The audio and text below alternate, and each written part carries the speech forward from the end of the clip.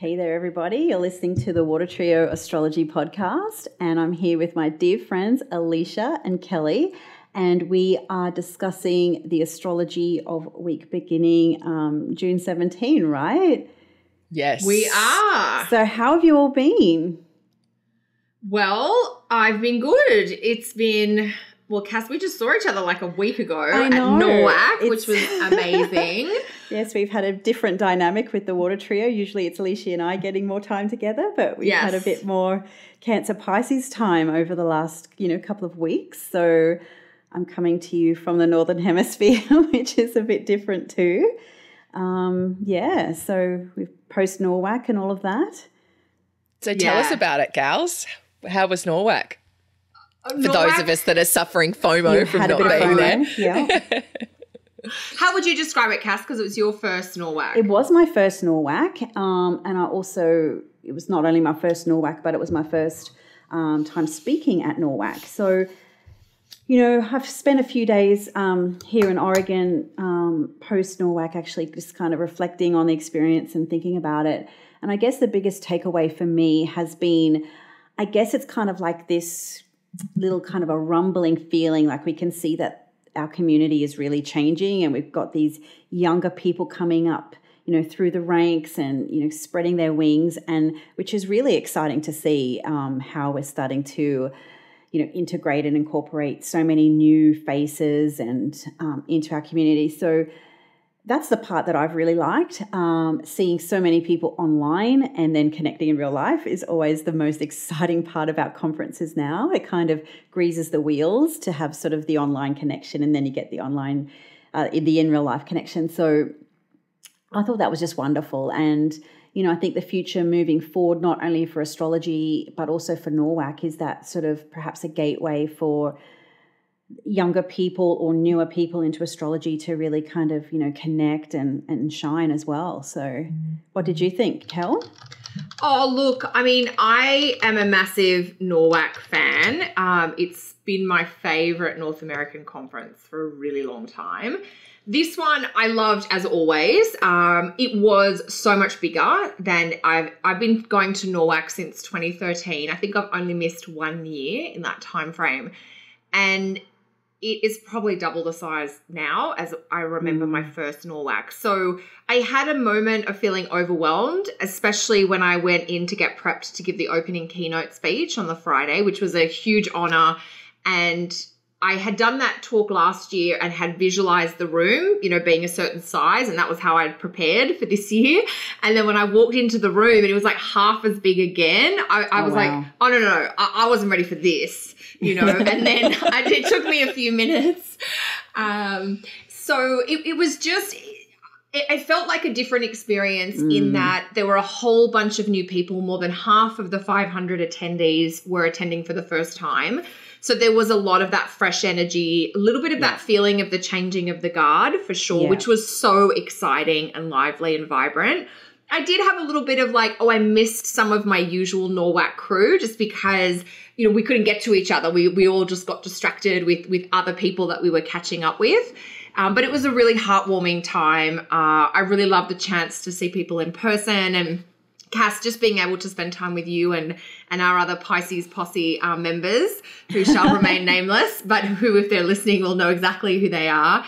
That's the whole, I remember listening, I think when Chris on his astrology podcast did you're going to conference for the first time, one of the tips is you find your little crew of people that you can kind of meet up for meals with or, explore the larger crowds with. And it's always lovely, to see which friends are there and that you can spend time with. And I also find it very inspiring listening to my peers and hearing what they're talking about. And so it's a wonderful experience, and definitely recommend coming up in the next sort of 12 months. We're actually blessed. We've got 3 big astrology conference, actually 4. We've got NCGR in Baltimore, Maryland. I think that's late August, early September 2019. We've got Melbourne, Australia at the end of January 2020, and I'll be speaking at that. And then we've got NORWAC again, late May 2020. Nobody knows who's speaking there yet. Everybody, including the organizer, Laura, is still recovering from just a couple of weeks ago. because NORWAC sold out for the first time in its 35-year history this year. And then the other big conference will be ESA 2020, which is September in Denver, in Colorado. So I'm going to be speaking at that one too. So for people who are having FOMO like you, Leash, I know Cass and I were calling you constantly on WhatsApp. Leash, you have to come. So, there's a couple of options depending on how much time people need to sort of prepare and organize, or geographically, pick the one that's maybe closer to you that's easier to get to. So, yeah. So one thing that was pretty special while you were giving your keynote, Kelly, I got the invite email to speak at ESA too. You did, so yes. No excuses, Leishy. You're coming. Yes. So that was really cool. So yes, I'll be there in Denver in September 2022. So 2020 as well. 2020 as well. Yeah. 2022. Yeah. Not that far in advance. Maybe, nobody knows that far in advance. No, that's right. And I heard from social media that, Cal, you got a standing ovation for your keynote, which is really exciting. Yeah. And Cass, both your rooms were packed for your talks as well. So huge congrats to you both. That's really exciting. I wish I'd been there to see it. Thank you. Yeah, no, it was definitely, I'm just having... Cass is having a Gemini moment there with the phone ringing in the background. I did put it on silent, but I forgot about the alarm function that overrides the silent function. So, if you are kind of like in two minds about a conference, or, you're having to really put yourself in a, sort of like you got to really make it a priority to save your money or make it happen, do consider it because it's definitely worth your while, just in terms of connection, friendship, learning, potential opportunities professionally if that's the direction you're heading in, and just, you come back quite exhausted. I think I had like a 10 or a 12-hour sleep like the day after. But your kind of soul is refilled. It's a sort of like a physical exhaustion, but an internal happiness.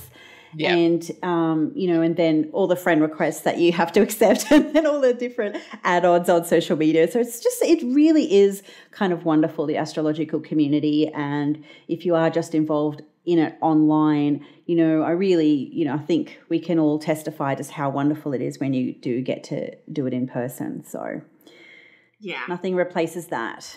No. That is so true. So the feeling of community and of belonging and of being accepted and of fitting in. I mean, NORWAC is the most diverse astrology conference we have, from people of color and different gender orientations and things, the whole sort of spectrum. It's much more visually diverse. There's clearly not just a group of white people in the room, basically. Nice. Which is just nice. And that really feels very vibrant. But, I mean, we could probably gush about NORWAC for the next 3 hours. Exactly. And then we'd start telling you stories that probably should remain untold. Turn our attentions to this week. So, this week is kind of chunky. There's a lot going on. That might be the most delicate thing that's been said about this week. Do you remember that charm ad? So chunky you could carve it. Oh, my God. It makes me think of when I was pregnant. I had this craving for, you can get like regular Kit Kat, but then you can get the chunky Kit Kat, and it had to be the chunky one. So this week is a little bit like that. So instead of kind of breaking down a few highlighted aspects, I think we're just going to kind of talk about the week overall, and then we'll sort of finish on a bit of a happy note with a bit of benefic action towards the end. So well, it kind of starts on a happy note with that Sag full moon in a way. Yes. It's definitely going to be nicer than that last full moon in Scorpio, that's for sure. Yeah, totally. With Jupiter in the mix, it's definitely going to have a little bit of an uplifting feel to it. So we're definitely spotlighting one area of benevolence at least. Yeah, so it's kind of like bookended with some Jupiter action, but it's the chunky Saturn in between, Saturn Pluto. Chunky Saturn. I mean, that this week in some ways is like a microcosm of the longer, 6-week Mars in Cancer period, where it is this roller coaster of like some really good days when the moon's in Sag or when the moon's in Aquarius, versus that kind of quite heavy period, the middle of this week really, like 18th, 19th, where the moon goes into Capricorn and triggers, Mercury and Mars and Pluto. Like it's just all happening Tuesday, Wednesday. But Monday, full moon in Sag, 25 degrees Sag. there's definitely a feeling of hope or adventure or potential that gets us dreaming big at the start of the week. But it is a very quick and dramatic kind of energetic 180 from Monday to Tuesday, basically.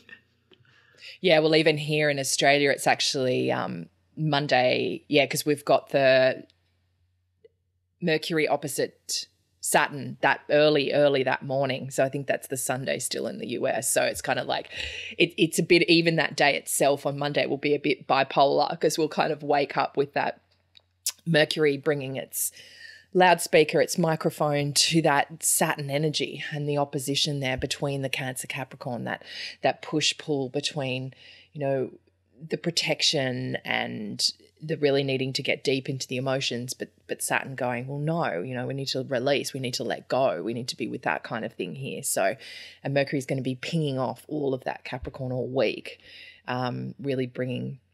So, we talked about the Mars energy last week, being opposite Saturn on Saturday, and Mercury's kind of going to pick up from there and continue through. So it's like, that the ups and downs will be continuing all week of, being with Sag and being with Jupiter and being with the joy there, and then being with the heaviness, being with the deep stuff, being with the hard stuff. But it's like the universe is offering us a gift. And it's one of the trickiest weeks all year, really. It's that we've got both, It's like you're not just in the hard yards, you're not just in the ring, fighting it out. It's like there are the breaks, there are the breathers in it all. So thank you, universe. Yes. I mean, I know this week has copped a lot of bad press because of our dear friend and brother-in-arms Austin with his lovely turn of phrase. And there is a sense of, with Mercury opposing Pluto and Saturn and Mars opposing Pluto this week, that there is this feeling of like push comes to shove and, force is being applied. And are you under the force and being pushed on, or are you pushing through something? I find Mars opposite Pluto midweek, Wednesday, Thursday, if you're in Australia, it's the pure will of yours and what are you going to get obsessed about and what are you going to really push forward to. And there's a lot of power dynamics that come up with that. But when I was talking to a client recently, this client has had a particular problem that has been a thorn in their side almost for 12 months. And they've been working on resolving this problem. And the resolution date for when the effect of the solution is taking place is the middle of this week. So it's basically like, it's not as though it's a new problem that has come out of nowhere. They've actually been working towards this going back to early March. And I think for many of us, it's like decisions are being made, documents are being signed, agreements are being Mercury and Mars is like, we've got to get it done. We may not love it, but we've got to choose something, or we've got to decide something now. And just because of where Saturn is in the sky, about 19 Cap, Saturn was in that place back in early March. So it's like stuff you've been working on for a few months kind of comes to a peak or gets resolved this week. So as much as there is the hard slog and we're all going to have moments of insecurity and moments of frustration and blurting things out, you put in mouth disease because there is a Mercury Mars aspect on Tuesday. I do think there is the potential for things to get done or decided. Yeah. I don't know. How do you guys see it? I think as well, what I'm hearing is a lot of people, quite a few clients who are undecided about, they're like, I just keep pushing. And I'm hearing that with the Capricorn energy, I have the tenacity, I have the drive, I have the focus. But when is enough enough? When do I see this just as a test, or when do I actually see this as having to release and having to let go, that this is actually something that I'm not meant to be doing? And my feeling is that in this week, a lot of people will get the understanding about whether it's one or the other. Is this something that you just pick up the energy and you keep going, you keep focusing because you can see the light at the end of the tunnel? Or is it like, okay, I've reached a dead end and there's nowhere else to go, and okay, it's time to move into that south node energy of okay, let go, cut it off, and do that fairly easily because Mars, with its slicing ability, it can allow us to kind of contract and let go. We've got the two malefics, in the sky opposite each other, those both are about contraction and release and separating. So there is that energy about as well. But it's like, okay, am I going to use the drive, the focus, and the discipline, or is it about letting go? That's my sense of it. What about you, Cass? Yeah, all of those things. And I think also a little bit, it was interesting, the location. I actually wrote my monthly horoscopes and really having to kind of think about, the genesis of the stress that some of these configurations have come out of that. And I think, you think about how long the node has been, the South Node has been in Capricorn. So that was November last year. And then, of course, Saturn has been there for a year before that. And now sort of things are starting to come to a head or come to a push. And it's, we can think about Saturn, and particularly Saturn in Capricorn. It can kind of ostrich issues or be in denial, or just that sort of what we say in Australia, head down, bum up, and not always kind of just like channeling things or grinding through things. And then Mars comes along and kind of can aggravate or provoke or get fired up. And maybe in the Cancer piece, maybe from an emotional perspective, potentially a passive aggressive perspective, or this internal frustration that it has to kind of sort of release. And so I think if there are issues or problems that perhaps you have kind of been avoiding or have been lingering for a little while, they're kind of going to get up close and personal now. And one way or another, they're out there, and they need to be kind of dealt with in whichever way it's working out for you in your life. So it's bringing it to like a head, like a pimple that's been kind of like ripening for a really long time, and then boom. Sorry, I know that's very visual for some people, but so maybe like Mars is just like lancing it or something. I don't know. I could go on and on, but yeah, it's going to be chunky. So just, that's kind of like I've really been pondering this, and it's just dealing with issues that have perhaps been, simmering in the background, and, it'll be really great for some people. That sort of credit where credit's due, or kind of the dues you've been paid, you get return on your investment. But if you've been slack, this is going to be a real wake up call to pull your socks up in some area. Yeah. Yeah, that's so Saturn, isn't it? Just to be like, here is the rewards and here are the consequences. Here's your cosmic report card for the last, couple of years, basically. Yep. And I also feel like, there is the potential of this to either live in fear or to actually live in courage, which is, facing the fear and doing it anyway. Because the Saturn in Capricorn can keep us in our fears and our limitations, and even the Cancer piece of being protected, being, staying internal, really getting, I feel like, with Mercury and Mars in Cancer together, it's like it could get into that overthinking emotions, being too much and allowing our emotions to dictate our responses, maybe, being stuck in the past and then letting it dictate, when really what we need to do is look to the past and let it inform our decisions, but not keep us, absolutely dictated. So becoming a more conscious choice. And so if we can really come from that place of, actually, I'm going to do this anyway. I'm an adult now. I don't have to listen to my child self, my inner child, or,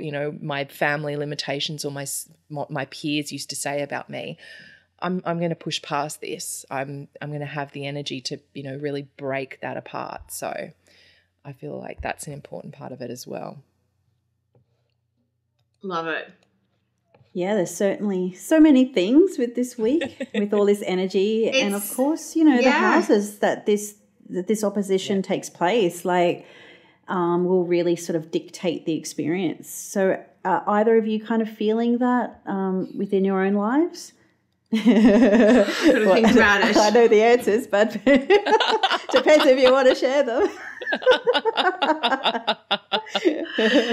Kel, you go first. Yeah, I'm like, I don't know that but that's the thing, it's quite intense, and there's all the, because it's Pluto, so there's a lot of undercurrents, and it's Mercury Pluto this week, so there's a lot of questioning and reflecting and thinking about things and mulling things over. So, it's that idea between, think about where Cancer is in your chart versus where Capricorn, and those two houses together. Yeah, and I think, I mean, it's a lot for sure, but it's definitely that idea of like, as push comes to shove, do you want to push, do you want to shove, or do you want to protect, I think. Yeah. And I feel like for me, the full moon in Scorpio actually gave me some real insights into what the Mars in Cancer story is, and what that is coming out as. And that might be, you know, for people to be aware of and understanding as well, you know, anything that was going on around that time. So I'm just trying, what date was that? Oh, that was back at the 18th, 19th of last month. So yeah, you know, it's 10th house, 4th house for me. So there is a push-pull between, you know, I really want to go out and be in the world and building my career and building my business and doing all of that. But I have family responsibilities that I have to be aware of. And, you know, my children are needing me at the moment. So it's really trying to find a balance between those two things, would probably be the light way of bringing my part of the story together. I love it. The Reader's Digest version. Yeah. Do you want to speak about yours, Cass? Well, I mean, you know, for those who listen to the show regularly, I mean, I have mentioned, I think it was despite having the Mercury retrograde in Pisces, but sort of in that March when Saturn was around this zone of the sky where it is right now, I just decided, you know, just was searching for a different deal with my banks. And I was like, well, I'm paying these fees. I'm not getting anything out of it. What better deal? So I just sort of, you know, overnight, I just changed all my internal banking sort of systems for like the bigger picture that I'm working towards. So, and now I think the chunky week ahead is for me about, you know, still kind of continuing to push with that sort of process that I started, also refining it a little bit. You know, what am I doing, you know, on a day-to-day kind of basis? You know, Cancer is my second. That is kind of going to lead me towards those longer term results that I'm looking for. So, and that's where I need to, you know, set some goals around, because, you know, I'm just kind of winging it right now.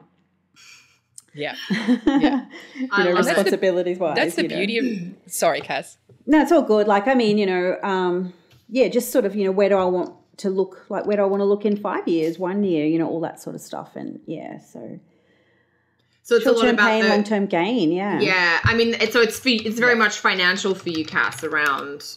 Yeah, exactly. So, you know, business has been good. So, you know, where do I want to channel some of that excess and that surplus, and, you know, and just some of my, I guess, you know, with the Pluto piece and kind of, you know, going a little bit deeper into some other significations around the 8th house, you know, where are some of my fears around, you know, being financially secure and, you know, my ability to say, yeah, I deserve that. You know, I've worked hard and, you know, my rewards are coming, and it's a good thing. So it's just sort of moving into those new levels. You have to then kind of redo your money psychology in some ways, and that sometimes is a really big part of what the story is for people, like what they tell themselves about money and their values and their worth. You know, they're very energetically aligned. Yeah, very second house stuff. Yeah. So that's me. And you, Kel?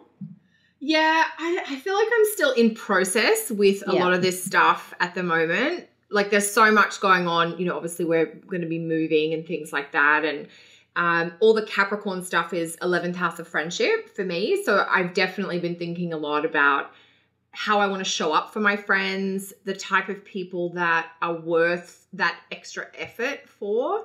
And yeah, so there's just a lot of that stuff going on, and probably in true Pisces fashion, it's a little bit unclear in there, but there's stuff in there, if that makes sense. Yeah. And then of course, you know, I think towards the end of the week, the sun moves into Cancer and we have the solstice, you know, so I know that Mercury is going to fairly quickly move out of Cancer, like Mercury's at the end of Cancer as the sun's coming in, but it just feels like we're going to be continuing to play through some of these kind of seesaw energies. Like, if I'm up over here, I'm going to be down over here. And how do because that to me is one of the big themes from mid-June through to about mid-July, as the planets Mars, Mercury, will have Venus and the sun all move through Cancer and oppose Saturn and Pluto creating this series of oppositions, which is like a seesaw. It's like two kids on a seesaw. One goes up, the other goes down. You can make them balance and you can get things into a nice equilibrium, but it does require effort. And always think with oppositions, there are choices, so it's the recognition that if you say yes over here, you are by default saying no over here. And if you say no over here, that actually allows you to say yes somewhere else. So I think choice making and being really conscious around how we spend our time and who we give our attention to, that's something that's coming up a lot for me. Even my husband and I were thinking about, who do we see before we go away? And you don't like to be a bit ruthless or a bit brutal about it, but you sort of think we've got limited time. We can't see everyone. Who are the most important friends for us to spend more time in person with if we can, basically. Yeah. Yeah. Yeah, it's definitely got that kind of heavy, there's that Pluto undercurrent with it all, isn't there? It's not a light thing. No, there's questions about loyalty and about trust and about kind of depth and intensity. And, when Pluto shows up, because Pluto is really one of our most active planets this week, with both Mars and Mercury opposing Pluto. Mercury on Wednesday, Mars on Wednesday, but on Thursday in Australia. So there is this sense of like truths coming to light or revelations, having to really be vulnerable and open up to go deep. It is a full moon week as well. So I think there is a lot of emotion in general. And that feeling of like situations reaching boiling point or reaching breaking point, which can be clarifying and liberating, but it can also mean, no more diluting, basically. Yeah. And I feel like as well, because, straight off the back of the full moon, we go into Capricorn, the moon goes into Capricorn, it won't be as emotional as it could be. But the potential for power struggles is definitely there, that whole push-pull that Pluto can do. And really, I'd say, especially with the Mercury-Pluto piece, if you can use it to focus in on something, do a research project or really use that energy to push through something and push past it. There is so much power in Pluto. Use it to power something. Don't just let it, hang about and do its nasty on its own. Give it something to get its teeth into, and that'll consciously use that energy in a better way. Yeah. I mean, maybe even the sun's entrance into Cancer might sort of bring a breakthrough moment or a huge shift in energy, spotlighting the Cancer piece, where there might be that sort of breakthrough in where to push forward with things as well. So I'm kind of looking forward to that part. So, I mean... Yeah, Cass, tell us about the end of the week. Yeah, I mean, we have the chunky stuff. And then we go into the non-chunky stuff. So then we have Venus in Gemini making an opposition to Jupiter in Sagittarius. So we've got, there's Mars and Saturn with Pluto in the South Node. So all benefics interacting. And then at the end of the week, we have malefics interacting, and then we have the benefics interacting. So it's definitely a contrast in energy. We've got Venus just sort of newly in Gemini, where we should be sort of midway through by then, but starting to, pick up the pace with socializing, getting a little bit more free and easy with things, communicating, getting out and about. And then, she bumps into Jupiter, who's got gifts and generosity and support. So I feel that if we can kind of grind through this week, or just kind of hold steady with the heaviness, and not kind of, lose our, shite in the process, there is that kind of breakthrough and sort of golden opportunities at the end of it. So, it might be you that's in a position to, support somebody else, or you're in the right place at the right time to receive a gift, or, that kind of Jupiterian breakthrough of potential or possibility. It might sort of help sweeten or, give some progress to a relationship that's felt a little bit stuck or heavy under the other energies. So I think that combined, having Venus and Jupiter interact at the end of the week is kind of like the sugar on top. Yes. Yeah, it says that kind of like it's not, it always there's always sunshine after the rain kind of thing, and that might be how this week feels a little bit. What are you guys looking forward to with the Venus-Jupiter bit? What are you looking forward to, Leish?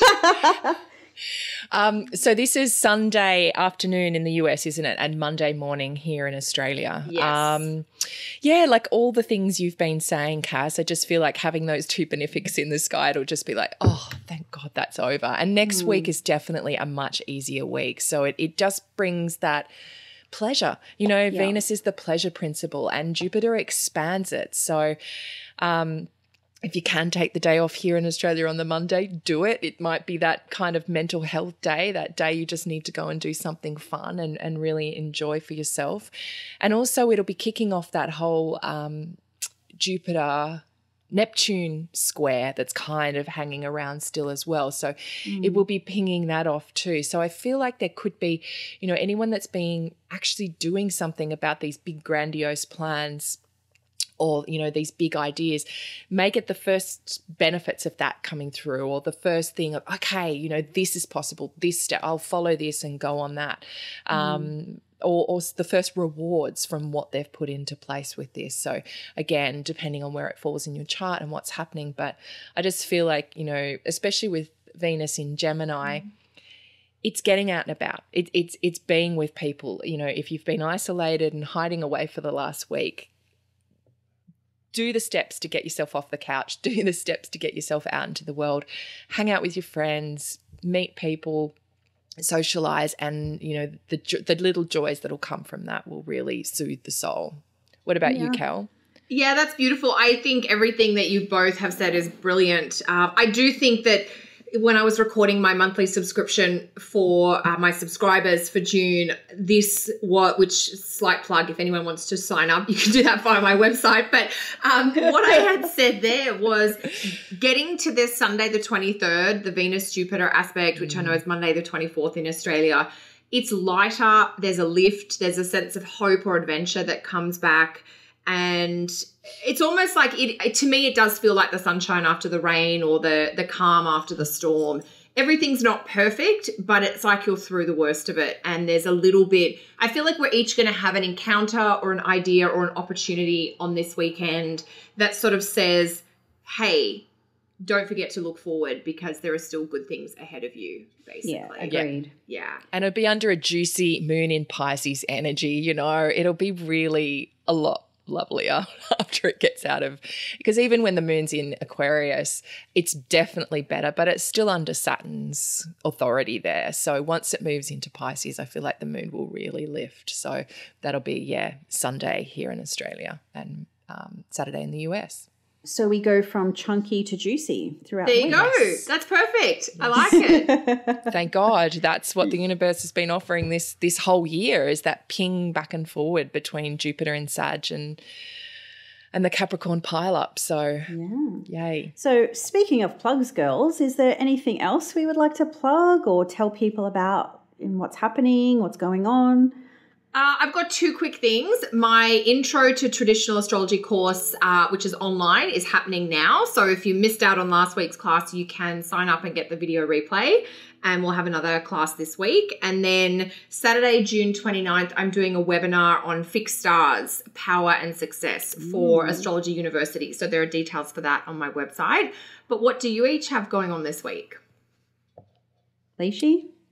Not much. I am still, this week I'll still be getting through my client. I've had quite a great response to my 50% off sale. So I will be, still seeing lots of clients that week. I'm booking into the week after. So just lots of client sessions really. I am putting the final touches on that course I talked about a few episodes ago. So don't think I'll be releasing it this week, but have a listen out for next week. Perfect. And for me, I think this will kind of be, I'll be back in Brisbane by the time this episode comes out. I know I'm sort of like, all over the world at different time zones and things, so just trying to think ahead there. But yes, I do have a new class coming out. So that will be about blending traditional techniques. It's what I'm calling it is technique remediation. So so stay tuned for that. So it'd be, using the techniques you have, all the ingredients, but, you know, how do you bake the cake? So really excited about putting that together, but I haven't got to schedule all that. So stay tuned if you're keen.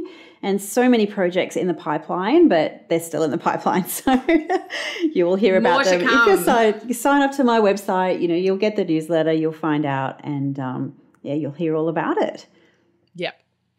And I just wanted to give a little plug for the podcast as well. For anyone that listens to us on iTunes, please feel free to leave a review or a rating on there, because that helps bump us up in the iTunes area. So if you're loving us, leave us even a 1-sentence comment would be awesome. And thank you to everybody who came out at NORWAC and sort of complimented on our show. I even had a compliment whilst in the bathroom. So I was washing my hands and someone came up to me and goes, I thought I recognised that Australian accent. I was like, oops, I've been busted. So thank you to everybody who's kind of, you know, got a little bit of something out of what we do. We really appreciate it, because otherwise we're just seeing numbers and stats, but to actually have people come out and say, hey, you know, thank you, we really enjoy what you do. It really means a lot. So thanks for that, everyone. Yeah, so good to connect with you all in person. And yeah, that's it from me, I think. Cool. Well, until next week, hang in there. Wishing you all good luck. Yep. We can do it. Just bring out your inner Arnie, and then we'll be like, we'll be back. Oh my gosh. Or I was thinking of that poster, you know, from the war, of the women with the "we can do it." Yes. You know, the women who had to do the work during the war while the men were there. So we just have to put on our bandanas, roll up our shirt sleeves, and get into it. I love your inner feminist, Alicia. I love it. What do you mean inner? All right, everyone. All righty. Bye, girls. Bye, everyone. Bye.